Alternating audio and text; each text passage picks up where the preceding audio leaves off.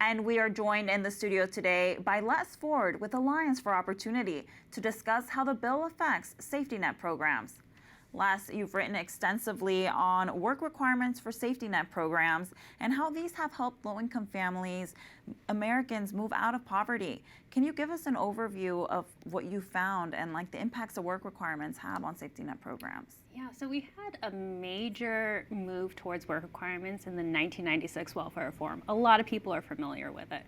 So before the 1996 reform, when I was investigating this, we saw a lot of dependency on cash benefits. 1 in 7 American children were in families completely dependent on the program.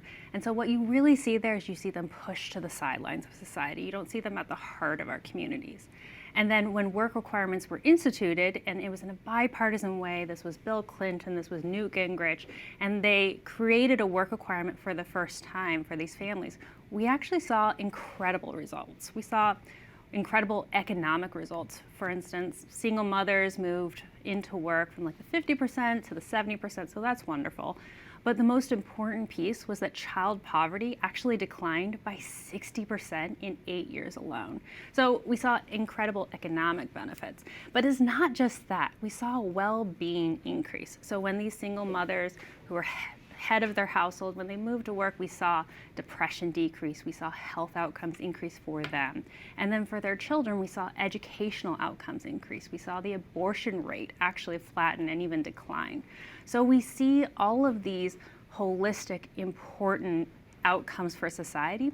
And I think it's important that when we're looking at work requirements for adults, which is really what we're looking at in the Medicaid space right now, that we don't view work as a punishment. We view it as a way to bring more opportunity for the people who are sitting on the sidelines of our society. So that's a really important focus when we're thinking about work requirements.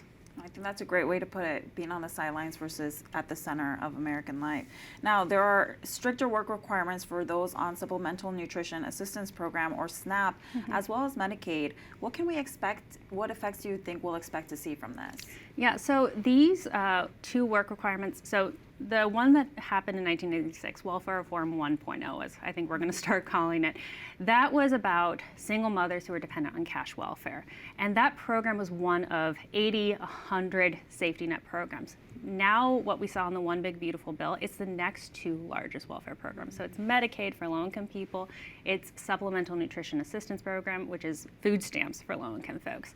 And the work requirement that is created is different in kind. It's really about able-bodied adults who aren't caregivers, who don't have young children in the home, and we're talking, it's really for only children, people who have children 15 years or older.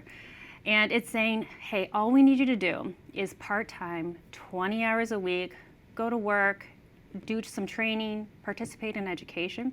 And when we've instituted these type of work requirements in the past, yeah, we see enrollment decrease, but we see incomes double or triple within 2 or 3 years. We see people go into more than 1,000 different industries. And then maybe their first job is a big box store or food service, but within the next year, they're moving even closer to their true talents. And so we see that dignity of work that we think is so important, we see that start to really flourish in their lives. So that's the goal. That's hopefully what we'll see. Now, Alaska was eligible to apply for waivers to bypass these work requirements and is exempted from the requirement to contribute to the SNAP program for 2 years. Yeah. What are exemptions like these common, and what impact do they have? They're only common when Lisa Murkowski is the 50th vote. So the 51st vote, who broke the tie, that was Vice President J.D. Vance. The 50th vote was the senator from Alaska, Lisa Murkowski, and she is an incredible negotiator for her state. And the reason she negotiated for the state is Alaska has actually a 60% error rate. And so she didn't want, and the SNAP state match is actually based on the error rate. So she said, let's give us a couple years to get our affairs in order, and hopefully they do before they actually are subject to the normal match rate.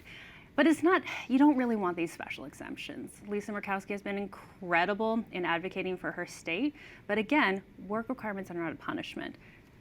A state match is not a punishment. It's really that principle of subsidiarity, like in Catholic social teaching, where we want those who are closest to the problem, closest to people suffering, to be most engaged with those individuals. That's why a state match was created in this program. So Lisa Murkowska is an incredible negotiator. It's not something we want to see, but we hope that Alaska will make forward steps in lowering their error rate and bringing people back to work. Les, thank you so much for explaining this to us today. Yeah, hey, thank you for having me.